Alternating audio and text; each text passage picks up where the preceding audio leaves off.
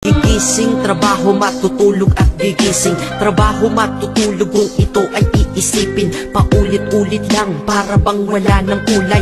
Palaging ganito, ano ang punto ng iyong buhay? Sa sweldo, babayad, sa sweldo, babayad.